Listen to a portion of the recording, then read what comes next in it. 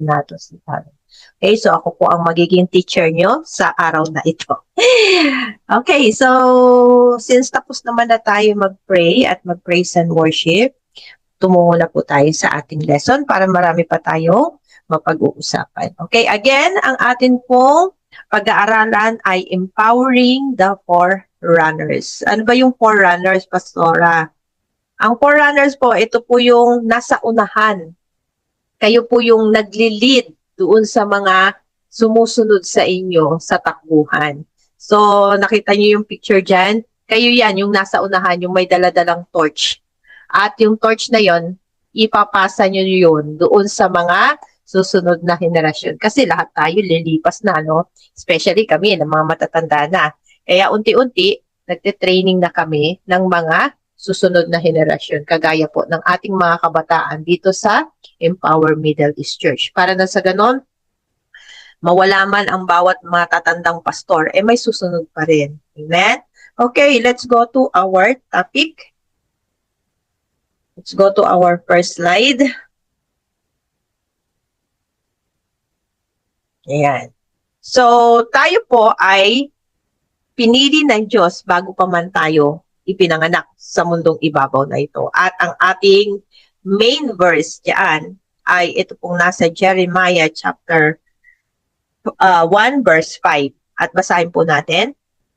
Before I formed you in the womb, I knew you. Before you were born, I set you apart. I appointed you as a prophet to the nations. So, itagalog nga po natin ito. Bago tayo lalangin ng Diyos sa sinapupunan ng ating ina, bago pa man tayo ipinanganak, tayo ay sinet apart na, inihiwalay na, at tayo ay inappoint. Merong inilagay na layunin ang Panginoon sa atin. Kagaya ni Prophet Jeremiah, ang layunin sa kanya ay maging propeta. At bilang propeta, of course, ikaw yung tagapagbigay ng mensahe ng Diyos sa tao. Sabi dito sa ating pinag-aaralan, magbigay ng mga bagay na kinaayawan mo sa sarili mo. So, paki-screenshot po ito, mga pastors and youth leaders, para na sa ganon, kapag nandun na kayo sa GC ninyo mamaya, magkakaroon kayo ng discussion question. At ito po yung inyong sasagutin. Okay? So, una, magbigay ng mga bagay na kinaayawan mo sa sarili mo. Ano ba yung mga bagay na ayaw mo, kagaya ng ilong mo, napango or sarak. Yung kulay mo, kaya sangkatutak na bleaching soap ang ginagamit mo, no? Ano ba, yung mga bagay na kinaayawan mo? Ayaw mo ba sa magulang mo? Ayaw mo ba doon sa buhay niyo ngayon na mahirap ka lang? Or ayaw mo yung mayaman ka pero wala naman yung magulang mo sa tabi mo? Ano ba yon? No? So mamaya pag-usapan po ninyo iyan sa mga ka-groupmates niyo. Naitanong mo na ba sa sarili, bakit ka naisilang sa mundong ito? Bakit ang binigay na magulang sa iyo ay sila at hindi yung ibang magulang? Bakit isinilang ka na ganyang kalagayan ng buhay? Bakit dito ka sa lugar na ito isinilang? So lahat po iyan ay pag-aaralan natin at bibigyan natin ng kahulugan sa araw na ito. Okay, punta po tayo sa next slide natin.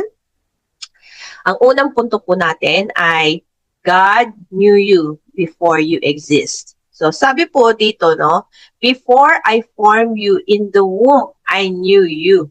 Bago pa man tayo likhain ng Diyos sa sinapupunan ng ating nanay, ay kilala na tayo ng Diyos. He didn't discover you. Hindi yung, ayan ka na pala, naisilang ka na pala. Hindi ganun po, no? Or rather, He designed you. So, hindi ka na-discover, kundi dinesign ka. May plano, may architectural na ginawa ang Diyos sa iyo. Alam ng Diyos kung anong makabubuti sa iyo. Kaya nga, nilikha ka niya ng ganyan. Pastora, nakakainis naman, bakit ako ganito nilikha ng Diyos? Wala ba akong kwentang tao? At bakit naman ganito ako nilikha? Sige, pag-aralan at sagutin natin yan ngayon. Ang pagkalikha sa iyo ng Diyos ay hindi dahil naisip niya lang. Bagkos nilikha ka niya ng may plano. Kagaya nga ng sinabi ko sa inyo, kayo are architecturally designed by God. Kayo ay ginawa ng merong inhenyero sa puso ng Diyos, no? Ng pagiging inhenyero. Hindi yung bigla na lang na sinulpot ka parang bahay, no? O sige, itayo natin ito, lagyan natin ng haligi, tapos, no? Hindi ganun po. Kundi talagang drawing ito ng Lord. Nilagyan niya ang bawat drawing ng istorya. Bawat stroke, no? Pag gagawa ka ng bahay, di ba? Gagawa ka, bawat stroke nun, circle man yan, tatsulok man yan, square man yan. Lahat yan, bawat details doon sa ginagawang bahay. Ikaw kasi yung bahay. Sa bawat detalye ng bahay, lahat yun nilagyan ng istorya ng Diyos. Amen? So, sabi dito, nilikha tayo na may plano. Inalam niya lahat ng detalye kung paano ka lilikhain. Anong itsura mo, ano ang kulay ng balat mo, saang lugar ka isisilang, at even yung date ng kapanganakan mo. Kahit pa sabihin ng doktor na isisilang ka sa ganitong oras at ganitong araw, hindi po 100% tiyak iyon. Kasi any moment, anytime, pwede kang lumabas. Depende sa kung ano ang pagkakadesenyo ng Lord. Kaya nga minsan, di ba, yung mga, ito po ay sa normal delivery ng baby ha, hindi po ito sa mga cesarean. Kasi yung cesarean, sabihin na nating cesarean man yan, pero maaaring ito rin ang pagkakataon ng Diyos na isilang ka talaga sa ganung oras, no? Kasi wala nang panubigan yung nanay mo doon sa loob ng tiyan. Kaya sinisaryan ka na. Kasi baka mamaya, kainin mo na yung tae sa loob ng tiyan ng nanay mo. Kaya, ano ang sabi diyan? Walang aksidente po sa pagkakalikha sa iyo. Lahat po yan in detailed. Lahat po yan ay may plano ang Diyos. May purpose ang Diyos. So, lahat po ng mga bagay sa buhay natin, maaaring sabihin natin na, ano ba to? Bakit naman ganito? Pwede sigurong dumating sa punto ng buhay natin na ma-discriminate tayo. O pwede sigurong dumating sa punto ng buhay natin na ibuli tayo. Pero sa harapan ng Diyos, kung alam mo lang kung paano ka inilikha ng Diyos, magiging proud ka sa sarili mo eh. Kasi bakit? Yung mga taong nakatingin sa iyo, wala naman silang pakialam kung paano ka nilikha. Kasi wala silang alam sa purpose at plano ng Diyos para sa buhay mo. Kaya lang minsan kasi tayo, nadidepress, nagkakaroon ng anxiety, nai-stress sa buhay na ito. Especially doon sa kung anong kalagayan ng buhay meron tayo ngayon. At hindi lamang yan, kundi ano yung pagkakalikha sa atin. Minsan kasi, iniisip natin ang pangit-pangit natin. Tignan mo nga yung katabi mo kung pangit ba yan sa iyong paningin, no? Minsan ganun kasi ang tingin natin, ang pangit naman nito. Ano ba to? Ang itim naman nito. Diba? Ano ba to? Ang baho naman ng neto. Ang baho naman ng itsura neto. Diba? Ganun tayo tumingin sa kapwa natin. Pero alam nyo ba na ang Diyos natin, hindi ganun ang pagtingin sa atin. Sabi nga ng awit you are wonderfully and fearfully made by God. Ikaw po ay talagang nilikha ng Diyos na maganda sa kanyang paningin. Maaring ang tingin ng tao sa atin ay hindi maganda. Ano naman? Sila ba ang lumikha sa'yo? Hindi. Ang Diyos ang lumikha sa'yo. So be confident, no? Kung maitim ka, hayaan mo na yung mga glutathione na yan at saka mga bleaching soap na yan. Maaari siguro pwede mong gamitin, no? Para ma-enhance yung beauty mo. Pero yung sabihin mong palitan mo pa yung anyo mo. Diba? Kasi masyado ka insecure sa sarili. Wag na po ganon. Amen? Kasi tayo po ay nilikha ng maganda ng Panginoon. Kaya dapat ang tingin natin sa bawat isa, uy, ang pogi mo. Kahit hindi pogi. Kasi sabi nga, di ba, ng isang kanta, or isang tula, depende ang ganda kung paano siya tinitingnan ng tao. Alam nyo, merong mga pangit na tao. O sabihin na natin ganon, although wala naman talaga. Merong mga pangit na tao, pero tignan mo ang kanilang katauhan. Napakaganda ng karakter. At hindi mo iisipin na, ay, itong taong ito, di ba? Ang iisipin mo sa kanya, di ba aling pangit siya? Ang bait naman. Di ba aling pangit siya? Mapagmahal naman, maasikaso naman. Huwag tayong manap ng mga magaganda na uubusin lang yung pera natin dahil sa kanilang mga bleaching soap at glutathione. Amen po? Okay, so next slide na po tayo. Maaaring tingin natin nga sa sarili ay kakaiba. O bakit ka nilikha na parang napabayaan o pinagkaitan ng maraming bagay. Pero para sa Diyos, ikaw ay nilikha niya ng perpekto. May purpose siya kung bakit kanya nilikha na ganyan at yan ang susunod nating pag-aaralan. Okay, number 2 na po tayo. God set you apart for a purpose. Sabi ng Jeremiah chapter 1 verse 5, dudugtungan lang natin yung nauna. Before you were born, I set you apart. So kanina, binasa natin na before you are formed in your mother's womb, I knew you. At ang karugtong nun, before you were born, I set you apart. In the Bible, set apart means to be separated, ihihiwalay. So ibig sabihin, tayo po, no? Kung bakit ka nandito ngayon sa Empower Middle East Church, ang dami-dami namang mga churches, bakit dito ka dinala? Kasi ito yung community or organization na para sa iyo, para sa kultura mo, para sa pagkakalikha sa iyo. So, inilagay ka ng Diyos dito, hindi rin aksidente yon. Inilagay ka ng Diyos dito dahil alam ng Diyos, dito ka lalago. Dito ka magkakaroon ng magandang buhay. Kasi dito, matuturuan ka ng tama. Kaya nga, kapag dinagay ka na ng Diyos sa isang lugar, kung saan kanya tuturuan, kung saan kanya imomold, kung saan kanya palalaguin, doon ka na. Huwag ka nang aalis. Huwag ka nang lipat ng lipat. Huwag ka nang parang tipaklo kung saan-saan tumatalon-talon. Ngayon, hindi naman siguro sasabihin natin, pastora, bakit po kaya ako napunta dito sa inyo? Pwede naman sa ibang church. Pwede naman sa church na lang namin. Kasi maaaring doon sa church na pinanggalingan mo, hindi ka sakto doon eh. Hindi iyon ang kultura na inilagay ng Lord sa iyo. Hindi ka doon lalago. Pero dahil dito ka inilagay ng Lord, may purpose siya sa iyo. May layunin siya sa iyo. Now, another meaning para sa set apart is consecrated. When we say consecrated, gusto ng Diyos na maging holy ka. Yan po ang ibig sabihin ng consecrated. Inihiwalay ka sa mga masasama, no? Parang damit lang. Inihiwalay ka sa mga diitim or dicolor para nang sa ganon maging maputi ka.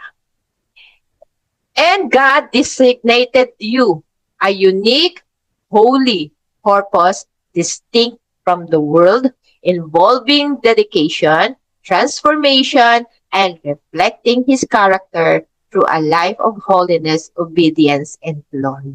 So, iyan po ang ibig sabihin ng set apart.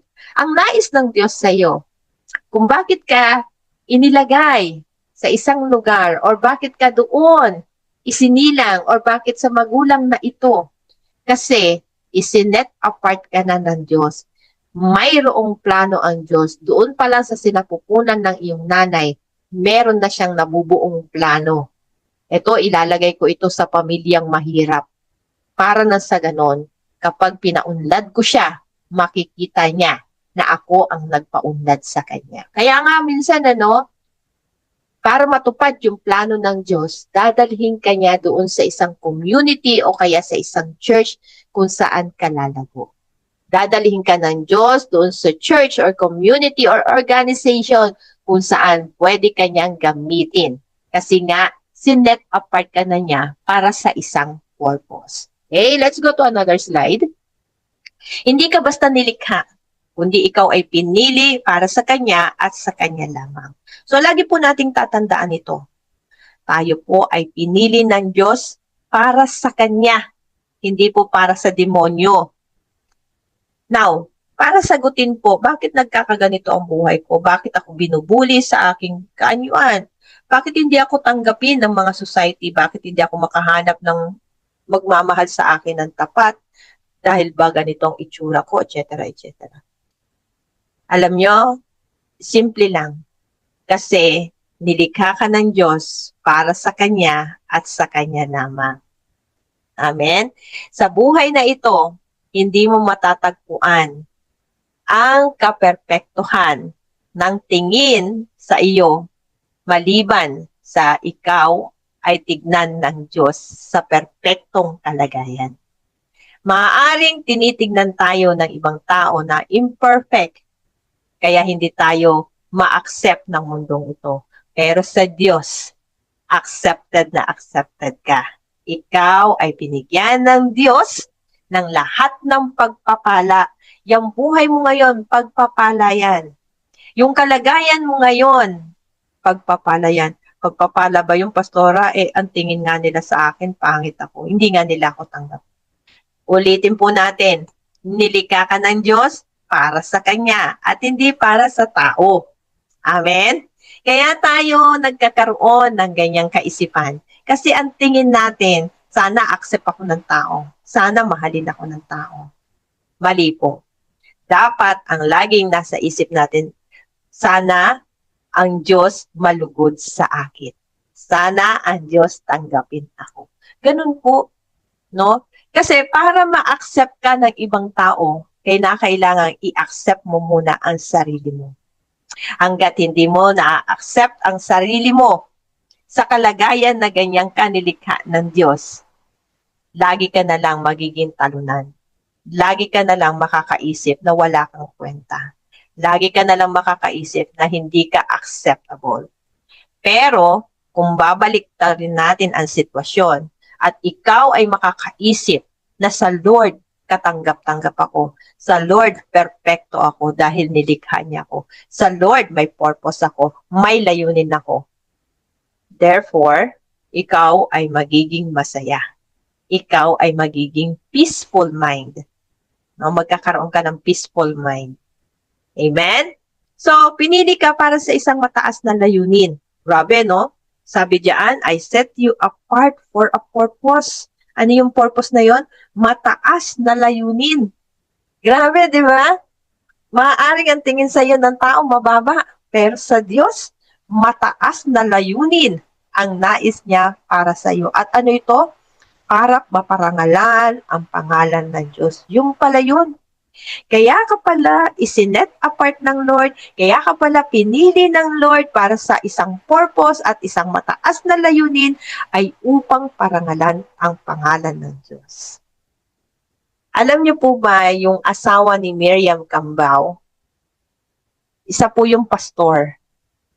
Maliit na tao, maitim na tao, mas matangkad pa nga si Miriam Cambao. At sabi nga ni Miriam Cambao, hindi maganda ang ilong kasi may pagkasarat. Pero alam nyo ba, nung makilala niya ang pastor na ito, doon nagbago ang kanyang buhay, ang takbuhin ng kanyang buhay. Bakit? Kasi ito palang taong maliit na ito, nasarat ang ilong, na maitim ang kulay, na sa paningin ng tao ay pangit. Ito pala ang magdadala sa kanya sa magandang layunin ng Diyos. Minsan, hindi natin nakikita yon. Kasi, ang nakaharap na lang sa atin at tinitignan natin ay yung mga bagay na kakulangan natin. Why not this time? Tignan natin ang ating sarili na merong magandang layunin ang Diyos kung bakit ako nilikha. Amen? Yan po yung lagi nating ilalagay sa ating isipan. May plano ang Diyos, alam ng Diyos kung ano ang makabubuti para sa akin. Kaya huwag mo nang isipin bakit ako ganito lang. Kundi isipin mo, nilikha ako ni God para sa kanyang purpose. Next po. At dito na tayo magtatapos. Number 3, God appointed you for impact. Sabi po ng Jeremiah chapter 1 verse 5, before you were born, I sanctified you. I ordained you a prophet to the nation. So, dinugtong lang po natin, ito na po yung pinaka-last sentence ng Jeremiah chapter 1 verse 5. God not only knew Jeremiah, not only He set him apart for His glory and purpose, but He also gave him divine calling. Alam niyo po ba yung divine? When we say divine, ito po yung may pagka mataas na calling. Kasi ang Diyos lamang ang pwedeng magbigay neto. Ang may authority lang na pwedeng magbigay ng calling na ganito ay si God. Hindi ito pwedeng ibigay ng tao sa iyo. Yes, pwede ka nilang bigyan ng posisyon sa company, pwede ka nilang bigyan ng posisyon sa school na mataas, no? Pwede kang bigyan ng parangal ng mundong ito. Pero yung divine calling, ang may authority nilang yan ay si God mismo. So mamaya titingnan natin ano ba yung mga calling na yan. We may not call to become a prophet, but God called us with specific calling or spiritual giftings. You just need to discover it. As I have said, divine calling always comes with divine authority. So sino lang ang pwedeng magbigay ng mga ganitong klase ng giftings or spiritual giftings? Walang iba kundi si God. At magmamanifesto sa'yo once na ang Holy Spirit ay na-receive mo na. Yung tinatawag nating baptism of the Holy Spirit.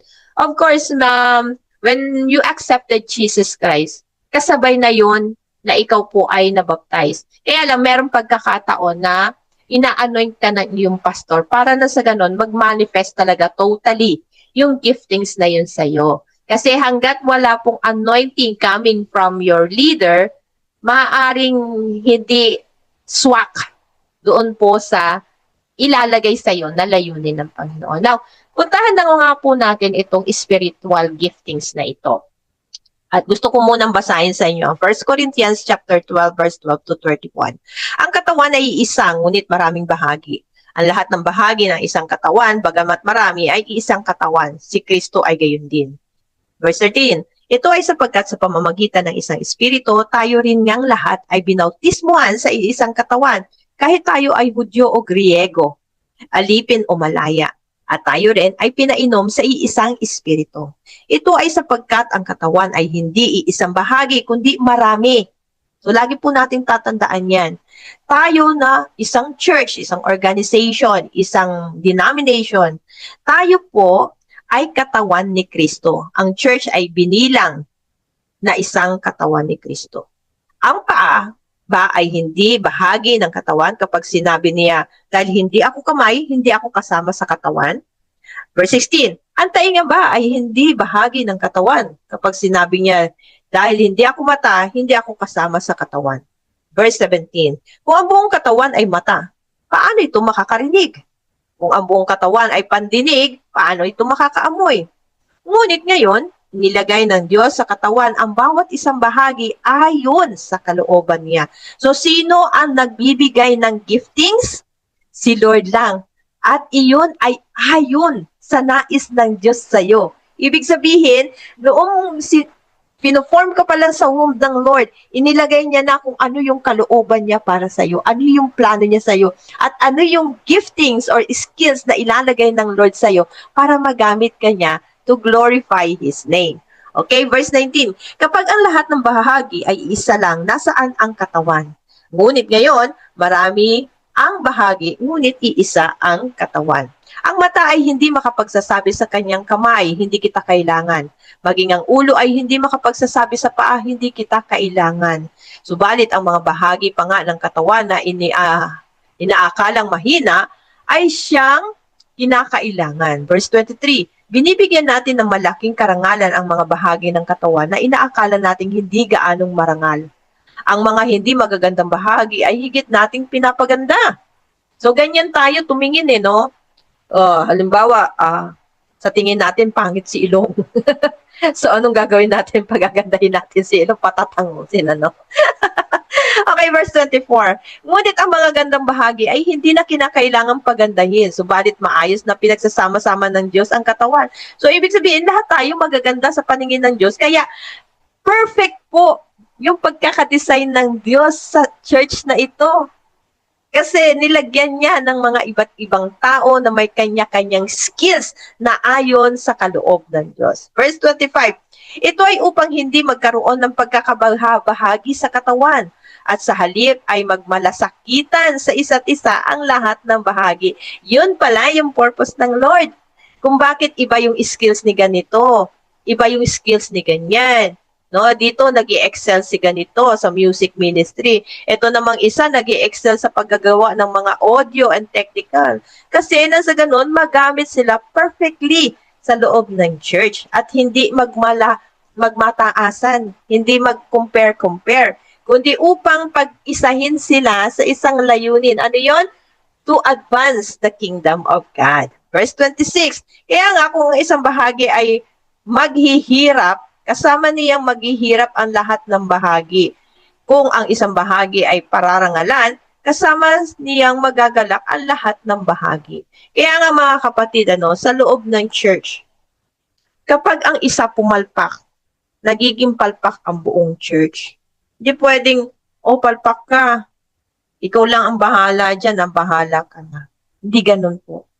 Kapag palpak ang isa, buong katawan, palpak, buong church. Kaya nga pag may isang activity at hindi nagko-cooperate ang buong church, tignan nyo po, nagiging mahina yung activity. Hindi nakakaungas. When you say ungas, nakaka-move forward ang isang activity. Lalo na kapag marami ang nag-o-oppose. So, dapat wala pong nag-o-oppose, no? Oppositionista ba ang tawag doon sa Tagalog? No? Wala dapat ganun sa loob ng church. Dapat lagi tayong nag-i-aim na, tulungan natin si ganito, tulungan natin si ganyan. So, wala po, sa loob po ng church, sa loob po ng Middle East Church, wala po dapat ditong kanya-kanya. Yes, may mga kanya-kanya tayong grupo, para na sa ganon, nakikita natin yung improvement ng bawat isa, kung bakit tayo nagkakaroon ng groupings. Pero, hindi ibig sabihin na group ako ni ganito, group ako ni ganyan, magsasabong-sabong na tayo. Hindi po ganun. Okay? So, para lang sa ganun makita natin kung yung isang leader ay nag-i-improve sa kanyang leadership or hindi. Kasi pagka hindi nag-i-improve, may ginagawa tayong paraan. Kagaya po ng ginagawa natin ngayon, inihiwalay natin ang mga youth sa kanya-kanyang mga grupo at isinama natin sa mga group ng mga pastor. Why? Ano ang purpose? Ano ang layunin ng Diyos? Nang sa ganon, hindi niya man makita yung leadership capacity niya doon sa mga adult. Baka pagdating sa mga youth, makita niya yung sarili niya na nagli-lead ng youth. Pwede kasing ganon, no? Hindi ka effective sa mga adult, baka effective ka sa mga youth. Baka hindi ka effective sa adult or sa youth, baka effective ka naman sa children. So, depende po yan. Amen? Now, in verse 27, kaya nga ang katawan ni Kristo at ang bawat isa ay bahagi nito. At itinalaga ng Diyos ang ilan sa iglesia. Una ay ang mga apostol. So, ito po yung fivefold ministry na tinatawag natin. Apostol, propeta, guro, kasunod nito ang mga gumagawa ng himala or yung mga nagmi-miracle sa loob ng church. Pagkatapos ay ang mga kaloob ng pagpapagaling, healing, at saka ang pagtulong. So, sa pagtulong po, marami itong branches. Mamaya makikita nyo. Inilagay din ang pamamahala at iba pang uri ng wika or yung tinatawag nating speaking of tongues. Ang lahat ba ay pwedeng maging apostol? Lahat ba ay mga propeta? Lahat ba ay mga guro? Ang lahat ba ay gumagawa ng mga himala? Verse 30, lahat ba ay may kaloob ng pagpapagaling? Lahat ba ay nagsasalita ng mga wika? Lahat ba ay nagpapaliwanag ng wika? Ngunit, higit ninyong hangarin ang pinakamabuting kaloob. Ano ito? Ang gumawa ng may pag-ibig. Pwedeng gifted ka sa lahat ng mga areas na yan. No? Meron kang lahat ng mga ganyan. Pero kung hindi ka naman gumagawa ng pag-ibig, nagmamalaki ka. Ano pa? Pwedeng gumagawa ka dahil gusto mo lang parangalan ka. No? Pwedeng gumagawa ka sa loob ng church para i-acknowledge ka lang. So, lahat po ng bagay na gagawin natin ito dahil naglilingkod tayo sa ating Diyos. Amen po ba? So pagka sinabihan kayo ng pastor nyo, tara Bible study tayo. Bible study po tayo. Gawin natin ito dahil mahal natin si God. Hindi dahil napipilitan lang tayo. Amen? So, pagka sinabing magkaloob po tayo sa gawain ng Panginoon, magkaloob po tayo. Kasi bakit? Ang nais ng Diyos, lumago yung kingdom niya. Kung wala pong nagiging tithers sa loob ng church or nag-offering, hindi rin po lalago ang church. Hindi ito makakahayo, walang gagamitin na pamasahe ang mga pastor. Or walang overhead expenses na babayarin o mababayaran. No? So, lahat po yan ay merong function. Okay? So, here are some of spiritual giftings. Sabi ng 1 Corinthians 12, chapter 12, verse 12 to 31, may kanya-kanya tayong bahagi bilang miyembro ng iglesia para magamit sa paglago ng iglesia. Kagaya na nabanggit sa 1 Corinthians chapter 12, tayo ay bahagi ng katawan ni Kristo na ihinalin tulad sa church. Siya ang ulo at tayo naman ang bahagi ng katawan. Lahat ay may function at lahat ito ay importante para mapanatili ang wastong kalagayan ng katawan. Kaya hindi tayo pwedeng mag-comparison or magmalaki sa bawat isa. So here are the listings of spiritual gifts. Base sa Romans chapter 12, meron sa atin binigyan ng gift of encouragement. Yung ikaw yung nag-i-encourage dun sa tao na, sige, magpatuloy ka pa, hayaan mo lang. Darating ang araw, si Lord ang magbibigay, magpapala sa iyo. Meron ding iba na binigyan ng gift of giving. No? Yung talagang malaki sila mag-tithes. Sila yung tipo na hindi nagmamalaki sa pastor dahil sa kanilang binibigay na tithes. Amen? Ano pa? Meron naman binigyan ng kakayahan na maging leader. So, meron talagang tao na kayang mag-lead ng tao. Meron din naman na maawain. Merong may gift sa prophecy. Merong gift sa service. Merong gift sa teaching. Ano pa? Sa 1 Corinthians chapter 12 naman, merong binigyan ng administration, gifts sa discernment, gifts sa healing, gifts sa interpretation of language or languages, gifts sa prophecy, gifts of wisdom, gifts of apostleship, yun yung binasa natin kanina, gift of faith, gift of help, gift of knowledge, gift of miracles, and gift of teaching. And sa Ephesians chapter 4 naman, merong apostleship, merong pastor, merong teaching, merong evangelist, meron din sa prophecy. At sa 1 Peter chapter 4, merong serving, merong teaching. So ano man yung mga gifts na nakita nyo dyan na meron kayo, swak na swak kayo sa church. No? Yan ang gagamitin ng Diyos para maparangalan nyo siya. So hindi pwedeng sabihin na tagalinis lang ako ng church, wala akong kwenta sa loob ng church, mababa lang ang tingin. Hindi ako nasa music ministry at nakikita ng tao kumakanta sa harap. Hindi po ganun yun. Kasi kung wala pong taga-ayos ng mga silya sa loob ng church, disaster din po. Walang mauupuan ang mga member. No? Uupo man sila, ano ba to? Ang dumi-dumi naman ng upuan.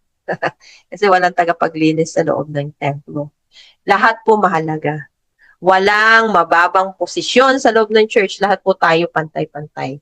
Kaya nga doon sa aming lesson na servant leadership, lahat po tayo pantay-pantay. Walang pinuno-pinuno. Okay? Kung meron man, no, para maging maayos ang organization. Kaya may leader. Pero as a leader, kailangan servant pa rin siya.